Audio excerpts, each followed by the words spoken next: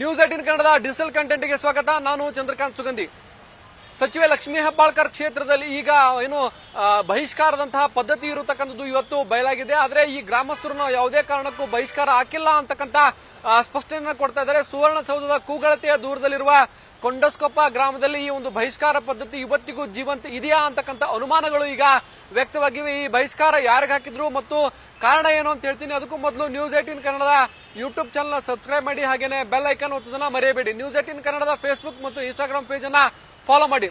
ಸುವರ್ಣಸೌಧದಿಂದ ಕೂಗಳತೆಯ ದೂರದಲ್ಲಿರುವ ಕೊಂಡಸ್ಕೊಪ್ಪ ಗ್ರಾಮದಲ್ಲಿ ಈ ಒಂದು ಬಹಿಷ್ಕಾರ ಹಾಕಲಾಗಿದೆ ಅಂತಕ್ಕಂಥ ಆರೋಪ ಕೇಳಿ ಬಂದಿದೆ. ನರಸೋಬಾ ಸಾಂಬ್ರೇಕರ್ ಎಂಬ ಕುಟುಂಬಕ್ಕೆ ಈ ಒಂದು ಬಹಿಷ್ಕಾರದಂತ ಅನಿಷ್ಟ ಪದ್ಧತಿಯಿಂದ ಅವ್ರನ್ನ ಗ್ರಾಮದಿಂದ ದೂರ ಇಡಲಾಗಿದೆ. ಗ್ರಾಮದಲ್ಲಿ ಅವ್ರನ್ನ ಜೊತೆಗೆ ಯಾರು ಕೂಡ ಮಾತಾಡಬಾರದು, ಅವ್ರ ಜೊತೆ ಮಾತನಾಡೋದ್ರಿಂದ ಪಂಚ ಕಮಿಟಿ ಅವರು ದಂಡ ವಿಧಿಸ್ತಾರೆ ಅಂತಕ್ಕಂಥ ಆರೋಪಗಳು ಕೇಳಿ ಬಂದಿವೆ. ಮತ್ತು ಈ ನರಸೋಬಾ ಏನು ಸಾಂಬ್ರೇಕರ್ ಅವರ ಕುಟುಂಬದ ಮನೆಯ ಮೇಲೆ ಕಲ್ಲು ತೂರಾಟ ಮಾಡಿದ ದೃಶ್ಯಗಳನ್ನು ಕೂಡ ಅವರು ಸಂಗ್ರಹಿಸಿದ್ದಾರೆ. ಈ ಎಲ್ಲಾ ದೃಶ್ಯಗಳು ಮತ್ತು ದೂರನ್ನ ಆಧರಿಸಿ ಹಿರೇಬಾಗೇವಾಡಿ ಪೊಲೀಸ್ ಠಾಣೆಗೆ ಅವರೊಂದು ಕಂಪ್ಲೇಂಟ್ ಅನ್ನ ಕೊಟ್ಟಿದ್ದಾರೆ. ಆದ್ರೆ ಇದುವರೆಗೂ ಕೂಡ ಎಫ್ಐಆರ್ ದಾಖಲಾಗಿದೆ. ರಾಜಕೀಯ ಕಾರಣಕ್ಕಾಗಿ ಏನು ನಾವು ಕೊಟ್ಟಂತಹ ದೂರು ದಾಖಲಾಗಿಲ್ಲ. ನಮ್ಮ ಗ್ರಾಮದಲ್ಲಿ ನಮ್ಮ ಪಂಚ ಕಮಿಟಿ ಅವರು ನಮಗೆ ಕಿರುಕುಳ ನೀಡ್ತಾ ಇದ್ದಾರೆ ಅಂತಕ್ಕಂಥ ಗಂಭೀರ ಆರೋಪವನ್ನ ಈ ಒಂದು ನರಸೋಬಾ ಕುಟುಂಬ ಮಾಡಿರ್ತಕ್ಕಂಥದ್ದು. ನರಸೋಬಾ ಇತ್ತೀಚೆಗೆ ಕೆಲ ವರ್ಷಗಳ ಹಿಂದೆ ಅವರದೇ ಸಮುದಾಯದ ಯುವತಿಯನ್ನ ಮದುವೆಯಾಗಿದ್ದ. ಆ ಯುವತಿ ಮದುವೆಗೂ ಮೊದಲು ಅನ್ಯ ಜಾತಿಯ ಯುವಕನ ಜೊತೆಗೆ ಪ್ರೀತಿ ಮಾಡ್ತಾ ಇದ್ಲು ಅಂತಕ್ಕಂಥ ಆರೋಪಗಳಿವೆ. ಆ ಕಾರಣಕ್ಕಾಗಿ ಈ ಒಂದು ಗ್ರಾಮಸ್ಥರು ನಮ್ಮನ್ನ ಬಹಿಷ್ಕಾರಕ್ಕೆ ಒಳಪಟ್ಟಿದ್ದಾರೆ ಅಂತಕ್ಕಂಥ ಏನು ದೂರನ್ನ ಮಾಡಲಾಗಿದೆ. ಮತ್ತೊಂದು ಕಡೆ ಏನು ಗ್ರಾಮದ ದೇವಸ್ಥಾನದ ಅವ್ಯವಹಾರ ಮತ್ತು ಇತರೆ ವಿಚಾರವಾಗಿ ನಾವು ಪ್ರಶ್ನೆ ಮಾಡಿದ್ದಕ್ಕೆ ನಮ್ಮನ್ನ ಈ ರೀತಿ ಬಹಿಷ್ಕಾರದಂತಹ ಶಿಕ್ಷೆಗೆ ಒಳಪಡಿಸಿದ್ದಾರೆ ಅಂತಕ್ಕಂಥದ್ದು ನರಸೋಬಾ ಸಾಂಬ್ರೇಕರ್ ಕುಟುಂಬದ ಆರೋಪವಾಗಿದೆ. ಆದ್ರೆ ಈ ಒಂದು ಆರೋಪವನ್ನ ಈಗ ಕುರುಬ ಸಮುದಾಯದ ತಾಲೂಕು ಮುಖಂಡರು ಏನು ಅಲ್ಲಗಳೆದಿದ್ದಾರೆ. ಕುರುಬ ಸಮುದಾಯದ ತಾಲೂಕು ಅಧ್ಯಕ್ಷ ಸೇರಿದಂತೆ ಇಡೀ ಒಂದು ಗ್ರಾಮದ ಮುಖಂಡರು ಇವತ್ತು ಬೆಳಗಾವಿಯಲ್ಲಿ ಬಂದು ಸುದ್ದಿಗೋಷ್ಠಿ ನಡೆಸಿದ್ರು. ನಾವು ಯಾವುದೇ ಕಾರಣಕ್ಕೂ ಬಹಿಷ್ಕಾರ ಹಾಕಿಲ್ಲ, ಅವ್ರನ್ನ ಅವರಿಂದ ದೂರ ಇಟ್ಟಿಲ್ಲ ಮತ್ತು ಅವರಿಗೆ ಯಾವುದೇ ರೀತಿ ಈ ಒಂದು ಪದ್ಧತಿಯನ್ನ ಆಚರಣೆ ಮಾಡಿಲ್ಲ. ಆದ್ರೆ ಗ್ರಾಮದಲ್ಲಿ ಅವರಿಂದ ದೂರ ಇರಿ ಅಂತ ಹೇಳಿದ್ದು ನಿಜ ಅಂತಕ್ಕಂಥದ್ದನ್ನ ಗ್ರಾಮಸ್ಥರ ಮುಖಂಡರು ಹೇಳ್ತಕ್ಕಂಥದ್ದು. ಮತ್ತು ಈಗ ನಾವು 1.5 ಕೋಟಿ ರೂಪಾಯಿ ಅನುದಾನದಲ್ಲಿ ಬೀರದೇವರ ದೇವಸ್ಥಾನವನ್ನ ಕಟ್ಟಿದ್ದೇವೆ. ಇಲ್ಲಿ ಪ್ರತಿದಿನ ಸಿದ್ಧವಾಣಿ ಆಗುತ್ತೆ. ಸಿದ್ಧವಾಣಿಯನ್ನ ಕೇಳಕ್ಕೆ ಮತ್ತು ದೇವರನ್ನ ನೋಡಕ್ಕೆ ಬೆಳಗಾವಿ ಅಷ್ಟೇ ಅಲ್ಲದೆ ಇತರ ಜಿಲ್ಲೆಗಳಿಂದಲೂ ಕೂಡ ಜನ ಬರ್ತಾರೆ. ಆ ಬಂದಂತಹ ಜನರಿಗೆ ದೇವರನ್ನ ನಂಬಬೇಡಿ ಅಂತಕ್ಕಂಥ ಅಪಪ್ರಚಾರವನ್ನ ಈ ಒಂದು ಸಾಂಬ್ರೇಕರ್ ಕುಟುಂಬ ಮಾಡ್ತಾ ಇದೆ ಅಂತಕ್ಕಂಥ ಪ್ರತ್ಯಾರೋಪವನ್ನು ಕೂಡ ಮುಖಂಡರು ಮಾಡಿರ್ತಕ್ಕಂಥದ್ದು. ಈ ಒಂದು ತಾಲೂಕು ಕುರುಬ ಸಂಘದ ಮುಖಂಡರು 2-3 ಬಾರಿ ಎರಡು ಗುಂಪುಗಳನ್ನ ಕೂಡಿಸುವಂತ ಪ್ರಯತ್ನ ಮಾಡಿದ್ರೆ ಅದು ಸಫಲವಾಗಿಲ್ಲ. ನರಸೋಬಾ ಸಾಂಬ್ರೇಕರ್ ನಮ್ಮ ಮಾತನ್ನ ಕೇಳ್ತಾ ಇಲ್ಲ ಅಂತಕ್ಕಂಥ ಆರೋಪವನ್ನು ಕೂಡ ಇವರು ಮಾಡಿದ್ದಾರೆ. ಒಟ್ಟಾರೆ ಆರೋಪ ಪ್ರತ್ಯಾರೋಪ ಈಗ ಕೊಂಡಸ್ಕೊಪ್ಪ ಬಹಿಷ್ಕಾರ ವಿಚಾರದಲ್ಲಿ ಕೇಳಿ ಬಂದಿದೆ. ಈ ನಿಟ್ಟಿನಲ್ಲಿ ಬೆಳಗಾವಿ ಜಿಲ್ಲಾಡಳಿತ ಯಾವ ಕ್ರಮ ಕೈಗೊಳ್ಳುತ್ತೆ ಅಂತಕ್ಕಂಥದ್ದು ಈಗ ಕುತೂಹಲಕ್ಕೆ ಕಾರಣವಾಗಿದೆ. ಯಾಕಂದ್ರೆ ಈ ಒಂದು ಗ್ರಾಮದಲ್ಲಿ ಸುಮಾರು 1.5 ಕೋಟಿ ರೂಪಾಯಿ ವೆಚ್ಚದಲ್ಲಿ ಒಂದು ಬೃಹತ್ ದೇವಸ್ಥಾನವನ್ನು ನಿರ್ಮಾಣ ಮಾಡಲಾಗಿದೆ. ದೇವಸ್ಥಾನಕ್ಕೆ ಸಾವಿರಾರು ಜನ ಭಕ್ತರು ಬರ್ತಾರೆ. ಭಕ್ತರ ವಿಚಾರದಲ್ಲಿ, ಧಾರ್ಮಿಕ ಆಚರಣೆ ವಿಚಾರದಲ್ಲಿ ಸಾಂಬ್ರೇಕರ್ ಅವರು ಅಪಪ್ರಚಾರವನ್ನ ಮಾಡ್ತಾ ಇದ್ದಾರೆ. ಮತ್ತು ಈ ನರಸೋಬಾ ಸಾಂಬ್ರೇಕರ್ ಸಹೋದರ ಜೈಲಿಗೆ ಹೋಗಿ ಬಂದಿದ್ದು, ಅವರನ್ನ ನಮಗೆ ಧಮಕಿ ಹಾಕ್ತಾರೆ, ಅವರಿಂದ ನಮಗೆ ಜೀವ ಬೆದರಿಕೆ ಇದೆ ಅಂತಕ್ಕಂಥ ಆರೋಪವನ್ನ ಕೂಡ ವಿಠಲ್ ಸಾಂಬ್ರೇಕರ್ ಮಾಡಿರ್ತಕ್ಕಂಥದ್ದು. ಒಟ್ಟಾರೆ ಎಲ್ಲಾ ಕುರುಬ ಸಮಾಜದವರು ನಮ್ಮ ತಾಲೂಕು ಕುರುಬ ಸಂಘಟನೆ ಅಧ್ಯಕ್ಷರು, ಉಪಾಧ್ಯಕ್ಷರು, ಕಾರ್ಯದರ್ಶಿಯವರ ಅವರಿಗೂ ಮಾಹಿತಿ ಗಮನಕ್ಕೆ ತಂದು ಇದರ ಬಗ್ಗೆ ಚರ್ಚೆ ಮಾಡಿ ನಾವು ಕೂಡ ಇದರ ಬಗ್ಗೆ ಏನ್ ನಡೀತಾ ಇದೆ, ಏನಲ್ಲಿ ತೊಂದರೆ ಆಗ್ತಾ ಇದೆ ಅದ್ರ ಗೊತ್ತಲ್ಲ ಒಂದು 2 ವಿಷಯನ ಪ್ರಸ್ಪೀಕ್ ಮಾಡಿ ಹೇಳೋಣಂತ ನಾವು ಬಂದಿದ್ದೇವೆ. ಮೊದಲನೇದಾಗಿ ಕರಿಯಪ್ಪ ವಿಠಲ್ ಸಾಂಬ್ರೇಕರ್ ಅವರು ಮತ್ತು ಅವರಿಗೆ 2 ಗಂಡು ಮಕ್ಕಳು, ವಿಠಲ್ ಕರಿಯಪ್ಪ ಸಾಂಬ್ರೇಕರ್ ಮತ್ತು ನರಸೋಬಾ ಕರಿಯಪ್ಪ ಸಾಂಬ್ರೇಕರ್ ಅಂತ 2 ಗಂಡು ಮಕ್ಕಳು, ಹೆಣ್ಮಗಳು ಇದ್ದಾರೆ. ಮುಂದೆ ಅವರು ನಮ್ಮ ಕೊಂಡಸ್ಕೊಪ್ಪದವರು. ಅವರ ಕರಿಯಪ್ಪ ವಿಠಲ್ ಸಾಂಬ್ರೇಕರ್ ಅವ್ರ ತಂದೆ ಕಾಲದಿಂದ ಅವರ 40-45 ವರ್ಷ ನಮ್ಮ ಬಿಟ್ಟ ಮೊದಲು ಹೊರಗಿನ ಊರಲ್ಲಿದ್ರು. ಸುಮಾರು 15 ವರ್ಷ ಹೆಚ್ಚಿಗೆ ನಮ್ಮ ಊರಿಗೆ ಅವರು ಬಂದಿದ್ರು.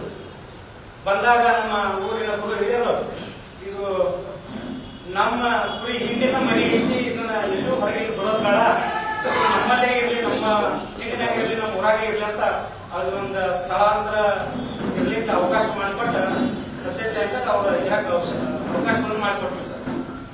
ಆಮೇಲೆ ಬರ್ತಾ ಬರ್ತಾ ಅವರು ಸ್ವಲ್ಪ ಹೊಂದಾಣಿಕೆ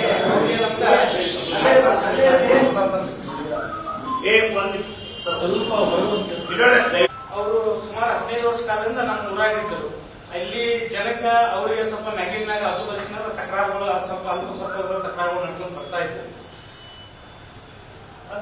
ಏನಂತಂದ್ರೆ ನಮ್ಮ ಈ ಜಗತ್ತಿನೊಳಗ ಹಾಲಮತ ಧರ್ಮದೊಳಗ ಸಿದ್ಧರ ಸಿದ್ಧಾಟಿಕೆ ಅಂತ ವಾಣಿಜ್ಯಗಳು ಆಗ್ತವೆ. ಎಲ್ಲಾ ದೊಡ್ಡ ದೊಡ್ಡ ದೇವಸ್ಥಾನಗಳಲ್ಲೂ ಆಗ್ತಾವ. ಅದು ನಮ್ಮ ದೇವಸ್ಥಾನದಲ್ಲೂ ನಡೀತಾವ. ಅವು ಸುಮಾರು 22 ವರ್ಷದಿಂದ ಒಬ್ಬರು ಹೇಳ್ಕೊಂಡು ಬರ್ತಾ ಇದ್ದಾರೆ. ಅಲ್ಲಿ ಸುಮಾರು 1000 ಗಂಟಲೆ ಜನ ಭಕ್ತರು ಕೂಡ ಬರ್ತಾ ಇದ್ದಾರೆ, ಹೋಗ್ತಾ ಇದ್ದಾರೆ.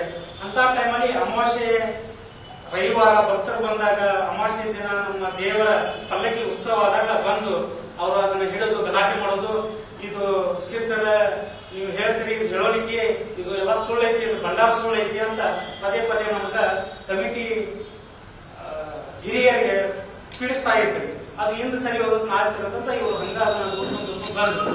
ಸುಮಾರು ಈಗ ಜನವರಿ ಡಿಸೆಂಬರ್ ಟೈಮಲ್ಲಿ ಜಾತ್ರೆ ನಿಮಿತ್ತ ನಾವೊಂದು ಗುಡಿ ಅದ್ಭುತವಾದ ಕಲ್ಲಿನಿಂದ ನಿರ್ಮಾಣ ಆದಂತ ಒಂದು ಕಲ್ಲಿನ ಗುಡಿ ಕಟ್ಟಿದ್ದೇವೆ.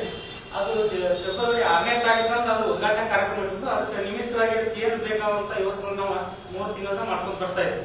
ಆ ಟೈಮ್ದಾಗ ಅವರು ಪದೇ ಪದೇ ಬಂದ ಸರಿ ಬಿಡೋದು, ಅಲ್ಲಿ ಬಂದ ಕಮಿಟಿ ಅವ್ರಿಗೆ ಹೆಂಗ್ ಸಿಕ್ಕಂಗ್ ಬೀಳೋದು, ಇದೆಲ್ಲ ಸುಳ್ಳು ಐತಿ, ಭಂಡಾರ ಸುಳ್ಳು ಐತಿ ಅಂತ ಪದೇ ಪದೇ ಇದನ್ನ ಮಾಡತ್ತೆ. ಆ ಟೈಮ್ದಾಗ ನಾವು ಜಾತ್ರೆ ಮಾಡ್ತಾ ಇದ್ದೇವೆ, ಏನು ಮಾತಾಡೋದು ಬೇಡ, ಇದು ನಾವು ಸಂಭಾಷಣೆ ಅಂತ ಅಲ್ಲಿಂದ ಇಲ್ಲಿ ಮಟ್ಟ ಬಂದು ಸರ್. ಬಂದಾಗ ನೀನು ಸುಳ್ಳು ಇದ್ರೆ ನೀನು ಕೂಡ ದೇವ್ರು ನಿನಗಿರ್ಲಿ, ಕರೆ ಇದ್ರೆ ನಮಗಿರ್ಲಿ ಅಂತ ನಾವು ಹೇಳೋದನ್ನ ಸಮಾಧಾನ ಮಾಡಿ ಕಳಿಸ್ಬೇಕು. ಅದೇ ನಿಮಿತ್ತವಾಗಿ ನಮ್ಮಲ್ಲಿ ಒಂದು ಗೌಡ್ರ ಅಂತಿಗೆ ಸರ್ ಒಬ್ಬರ ಮನಿ ಹೋಗಿ ಕರೆಯೋರು ಇರ್ತಾರ. ಅವತ್ತು ಗೌಡ್ರ ಇಲ್ಲ ಅಂತ ಅವ್ರ ಮನಿ ಹೆಣ್ಮಗಳನ್ನ ಮನಿ ಕರೆಯಾಕ್ ಹೋದಾಗ ಆ ಹುಡುಗಿಯನ್ನ ಯಥಾವತ್ತ ಪ್ರಶ್ನೆಯನ್ನು ಮಾಡಿ ಆ ಹುಡುಗಿಯನ್ನ ವಿಡಿಯೋ ಮಾಡ್ಕೊಂಡ ಆ ವಿಡಿಯೋ ಮುಖಾಂತರ ಅವರು ಮತ್ತೆ ಜಾತ್ರೆ ನಿಮಿತ್ತ ಟೈಮ್ ಒಳಗ ಕಂಪ್ಲೇಂಟ್ ಮಾಡಿದಾಗ ನಾವು ಅಲ್ಲಿ ಹೋಗಿ ಜಾತ್ರೆ ಇದೆ ಅನ್ನೋ ಟೈಮ್ದಾಗ ನಮ್ಮ ಬಾಯಿಗಳಿ ಸಿಪಿಐ ಸಾಹೇಬ್ರು ಎಲ್ಲ ತಿಳುವಳಿಕೆ ಬೇಡ, ನೀವು ಕಾರ್ಯಕ್ರಮ ಮಾಡಿಸ್ಕೊಂತ ನಾವು ಮಾತಿನ ಬೆಲೆ ಕೊಟ್ಟು ಕಾನೂನು ತಿಳಿಯಬೇಕೆ ಸರ್ ನಾವು ಅದನ್ನ ಸ್ವೀಕಾರ ಮಾಡ್ಕೊಂಡು ಬಂದು ಚಾಲೂ ಮಾಡಿದ್ವಿ. ನಮಗೆ ಶರತ್ ಅನ್ನೋರಿ 5 ವರ್ಷದ ಹುಡುಗ ಅದನ್ರಿ. ಇವರ ಸಮಾಜದಿಂದ ಬಹಿಷ್ಕಾರ ಹಾಕಿ ನಮ್ಮನ್ನು ಹೊರತು ಬಿಟ್ಟಿದ್ದಕ್ಕಾಗ್ರಿ ಹುಡುಗ ಆಡಾಕದು ಹೋದ್ರ ಅವ್ರ ಮನಿಗಿದ್ದು ರೀ. ಇವ್ರನ್ನ ಹೊರತು ಬಿಟ್ಟಾರ, ಅವ್ರ ಜೊತೆ ಮಾತಾಡಬೇಡ ಅಂತ ಅವ್ರ ಹುಡುಗರನ್ನ ಮನಿಗೆ ಕರ್ಕೊಂಡು ಹೋಗ್ರಿ. ನಮ್ಮ ಹುಡುಗನ್ ದೂಡಿ ಕಳಿಸ್ತಾರೆ ಮನಿಗೆ ರೀ. ಅಂಗಡಿಗೆ ಹೋದ್ರ ಮನಿಗೆ ಹೊಳಿ ಕಳಿಸ್ತಾರೆ. ಆ ಹುಡುಗ ಏನು ಕೊಟ್ಟು ಕಳ್ಸಂಗಿಲ್ಲ, ನಮ್ಮ ಜೊತೆ ಯಾರು ಮಾತಾಡಂಗಿಲ್ರಿ. ಇವ್ರನ್ನ ಈ ಊರು ಬಿಡಿಸ್ಬೇಕು, ಮನಿ ಬಿಡಿಸ್ಬೇಕಂತಾರ್ರಿ ಇವ್ರಿ. ಮತ್ತು ಸಭೆದಾಗ್ರಿ ಗುಡಿ ಒಳಗೆ ಚರ್ಚೆ ಮಾಡೋ ಮೀಟಿಂಗ್ ಒಳಗ್ರಿ ಹೆಂಡತಿ ಮ್ಯಾಗ ತಾಯಿ ಮ್ಯಾಗ ಕೆಟ್ಟ ಶಬ್ದಗಳಿಂದ ಮಾತಾಡ್ತಾರ್ರಿ ಇವ್ರಿ. ಒಟ್ಟಾರೆ ಇವೆಲ್ಲ ಸಾಮ್ರೇಕರ್ಗಳು ಸಹೋದರ ಸಂಬಂಧಿಗಳು ಈ ಒಂದು ಇಡೀ ಗ್ರಾಮದಲ್ಲಿ ಕುರುಬ ಸಮುದಾಯದ ಬಹುತೇಕರ ಸರ್ನೇಮ್ ಸಾಮ್ರೇಕರ್ ಇರ್ತಕ್ಕಂಥದ್ದು. ಈಗ ಈ ಒಂದು ಸಹೋದರರ ಕಲಹ ಬಹಿಷ್ಕಾರದಂತ ಅನಿಷ್ಟ ಪದ್ಧತಿಗೆ ಬಂದು ನಿಂತಿರ್ತಕ್ಕಂಥದ್ದು. ಬೆಳಗಾವಿ ಜಿಲ್ಲಾಡಳಿತ ಈ ನಿಟ್ಟಿನಲ್ಲಿ ಯಾವ್ಯಾವ ಕ್ರಮಗಳನ್ನ ಕೈಗೊಳ್ಳುತ್ತೆ ಅಂತಕ್ಕಂಥದ್ದು ಈಗ ಕುತೂಹಲಕ್ಕೆ ಕಾರಣವಾಗಿದೆ. ಯಾಕಂದ್ರೆ ನರಸೋಬಾ ಸಾಮ್ರೇಕರ್ ಕೊಟ್ಟಂತ ದೂರು ಇದುವರೆಗೂ ಬಾಗೇವಾಡಿ ಪೊಲೀಸ್ ಠಾಣೆಯಲ್ಲಿ ದಾಖಲಾಗಿಲ್ಲ. ಈಗ ಪ್ರತಿ ದೂರು ದಾಖಲಾಗುತ್ತಾ ಅಥವಾ ಈ ಸಂಧಾನದ ಮೂಲಕ ಈ ಒಂದು ಪ್ರಕರಣವನ್ನ ಇತ್ಯರ್ಥಪಡಿಸ್ತಾರೆ ಅಂತಕ್ಕಂಥದ್ದು ಕುತೂಹಲಕ್ಕೆ ಕಾರಣವಾಗಿದೆ. ನಿರ್ಭೀತ, ನಿಷ್ಪಕ್ಷಪಾತ, ವಿಶ್ವಾಸಾರ್ಹ ಸುದ್ದಿಗಳಿಗೆ ಮತ್ತೊಂದು ಹೆಸರಾಗಿರುವ ನ್ಯೂಸ್ 18 ಕನ್ನಡ ಈಗ ಆಪ್ನಲ್ಲೂ ಲಭ್ಯವಿದೆ. ದಯವಿಟ್ಟು ಇಲ್ಲಿರುವ QR ಕೋಡ್ ಸ್ಕ್ಯಾನ್ ಮಾಡಿಕೊಂಡು ಆಪ್ ಡೌನ್ಲೋಡ್ ಮಾಡೋದನ್ನ ಮರಿಬೇಡಿ. ನಿಮ್ಮ ಬೆಂಬಲ ಹೀಗೆ ಸದಾ ನಮ್ಮೊಂದಿಗಿರಲಿ. ಧನ್ಯವಾದ.